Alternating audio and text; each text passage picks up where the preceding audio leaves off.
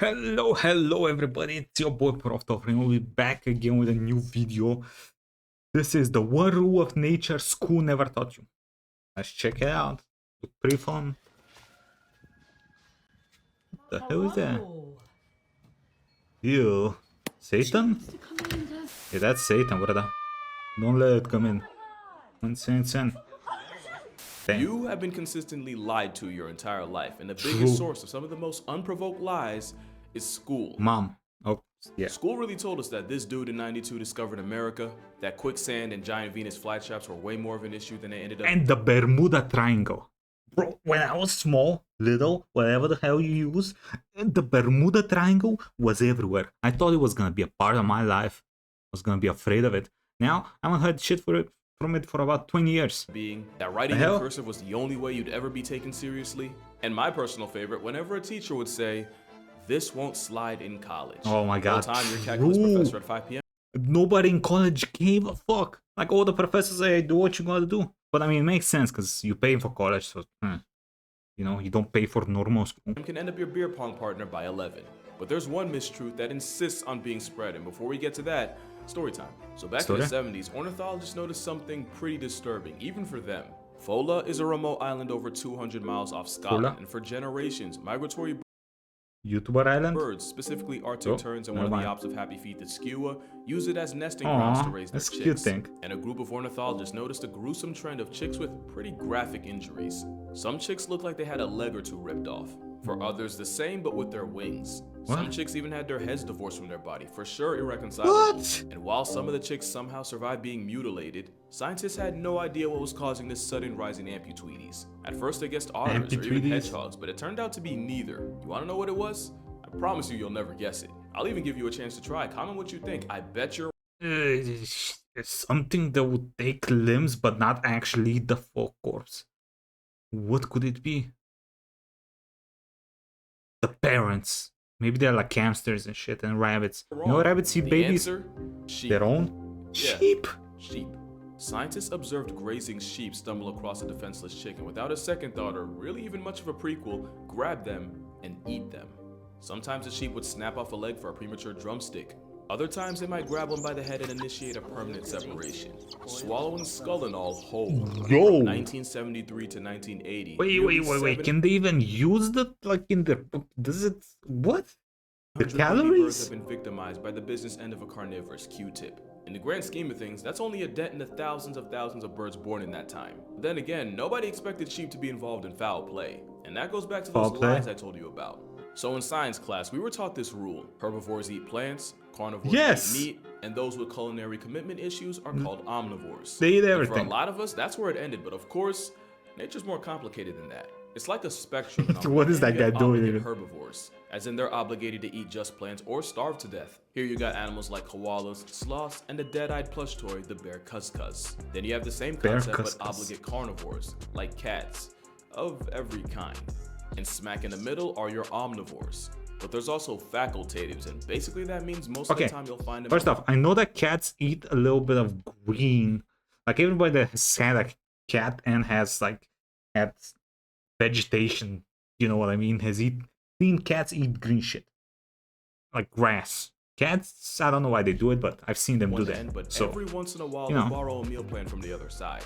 Polar bears are hypercarnivores, with most of their calories coming from seals. But rarely they'll switch it up to berries, seaweed, moss, and even straight up grass, which makes them facultative carnivores and not an obligate like a lion. And since we're already on bears, pandas are a good example of facultative herbivores. I promise it's gonna get less complicated, but the yin yang yogi's defining personality trait is being a bamboo merchant. But every once in a while, they surprise us, like when this panda was caught in 4K eating a past tense wildebeest, or when the DreamWorks jockey chased, caught, murked, and ate a peacock. They've also been known to hunt pikas. That's a pika. So even though most of what goes down its gullet is bamboo, protein in the form of meat is never really off the table, which makes them facultative herbivores. And they're not the only ones. Almost the opposite. Almost every herbivore you can think of is actually facultative, even the ones you wouldn't expect.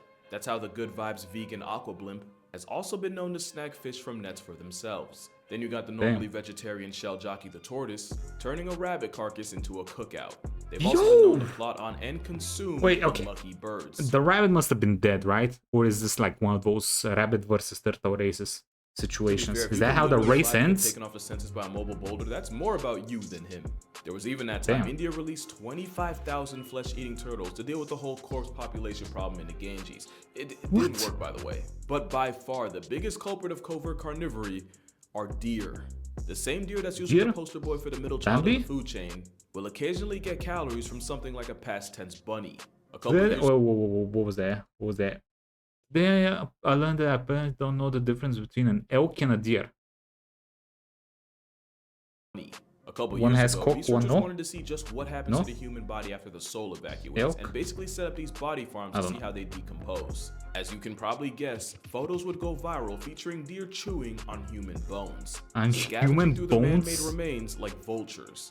In 2015, researchers in North Dakota set up nest cams for a 24-hour live stream of the hatchlings, and not only did the footage catch deer enjoying an extremely late-term omelet, the service actually outdid the foxes and weasels in that area, i.e. the ones you'd expect that from. And it wasn't just them being opportunity merchants, some of those deer went out of their way to get to them. And in Canada, scientists were looking to study different species of birds and so trapped them using mist nets, only for the unhinged ruminants to stroll in and eat the trapped and struggling birds alive, right out of the nets. Growing up is realizing Bambi would have 100% turned on Thumper if times got tough. It's now believed that a nutrient deficiency and a food shortage is really all it takes for an I like how you can see the homie's nuts just hanging over there. Like, bro, you don't get a pouch for that one? To go from herbivore to frugivore. Because one thing about animals, they don't care. A deer not finna pass down a chance for easy protein just because a textbook says this. I mean, listen, homie eats grass. There is grass all around him. It don't get easier than that. But almost I guess every herbivore on Earth is facultative, meaning they'll take a page out of a predator's playbook if circumstances call for it. That's how you get normally docile horses treating baby birds like popcorn chicken, or that time cows in Australia were caught slurping pythons like fruit roll-ups, all because they were apparently feeding for phosphorus. Even giraffes, yeah, they're not safe either. The verticality merchants. Wait, why does homie have a haircut? The motherland will often feed off the bones of other animals. Not really swallowing them, but more like licking and sucking on it, so their saliva can leach off nutrients like calcium and phosphorus. There have also been cases of the camel leopard cosplaying antelope snatching up birds to feed on their misfortune. So far, we've learned three things. Okay, I like how everybody's smirking birds. Most herbivores are about as vegetarian as their options. 2, baby birds are really the Kit Kat bars of nature. And 3, now you see why Marty did everything in his power to get up out of there. His entire friend group would have had his hide if it got to that point. Which of course brings us to hippos, and this is where things get complicated. At this point, it probably surprises exactly none of you that the four-legged assassination cetacean can have a hankering for flesh. Hippos have been seen eating carcasses and even resorting to cannibalism. It's complicated because for a while we thought it was the same deal as before, just animals switching it up when their primary food source is compromised, which would make hippos facultative herbivores. There's that word again.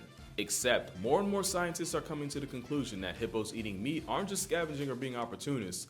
It's just hippos hippoing, as in hippos will put themselves in a position to catch a body and subsequently feed on it. There have been reports of hippos murking livestock and seemingly predatory 12 cows. assaults, and some even believe hippos will purposely park themselves in a river migrating animals have no choice but to cross, just so they can turn the casualties into calories. Sometimes that involves punking crocodiles out of food. And of course, you already know. Who's winning that picture? Hippos are not above feeding off friendly fire. All this means hippos might not even be herbivores at all, but identify closer to the omnivore side of the spectrum. Alliance? And that's why it's complicated, because now you're probably asking, what's the difference between a facultative herbivore and a straight up omnivore? And there's an answer. I just really couldn't tell you.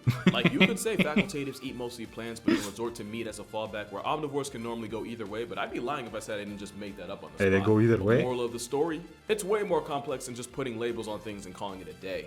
For example, this. What is that? That is a common diker. What is that? Kind of cute-ish. And it's an antelope less than 2 feet tall found in sub-Saharan Africa.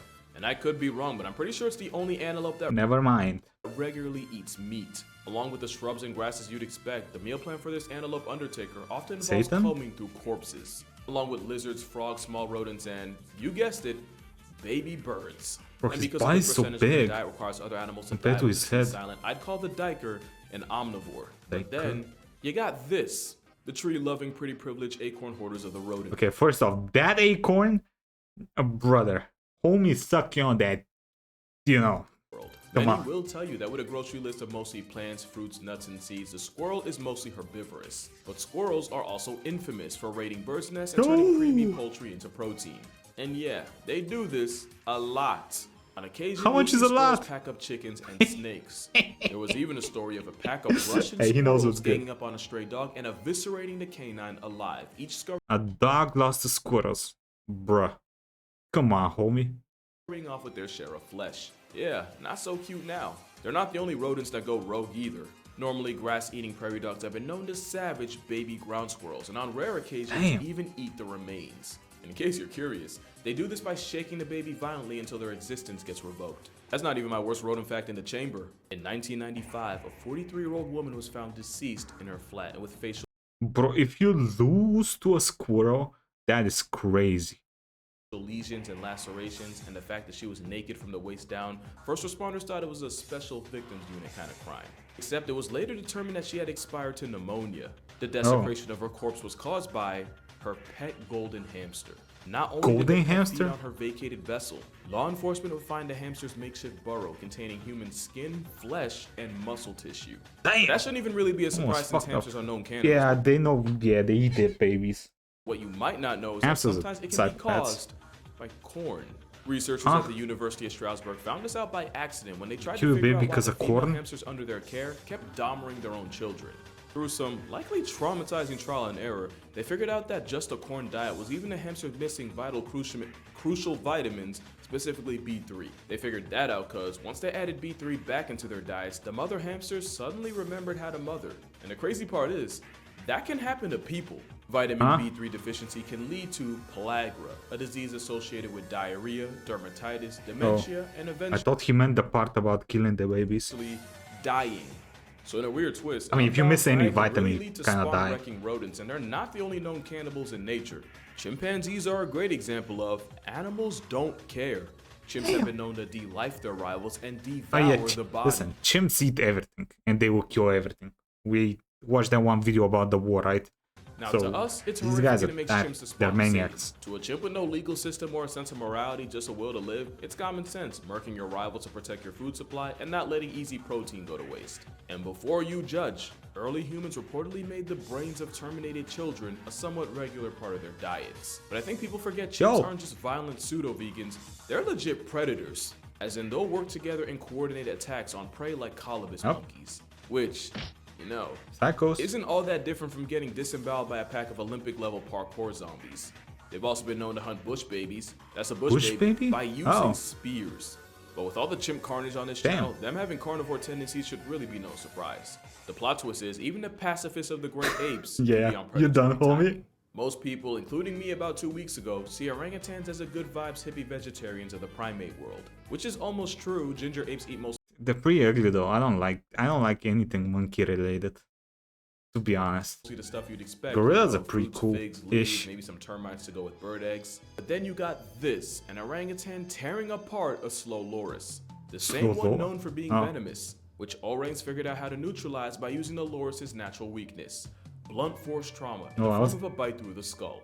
Now, to be fair, a meat-eating man of the forest is remarkably. Everybody has that weakness. Come on, homie. But then again, chances are, before this video, a good number of y'all probably thought orangutans were only a threat to pieces of fruit. The same way a lot of people feel about toucans. Well, this roided-up woodpecker, which is actually what toucans are, the more you know, is also looking at tongue though. Bats on permanent leave from life. Yeah, that's the part Fruit Loops commercials ain't show you. They're also one of the many animals on the list of population control for baby birds. Oh, you thought that was a mammal thing? Well, toucan play that. Everybody's killing the birds. Even the birds are killing the birds. Yo, who wrote this? I did. I wrote it. I'm sorry.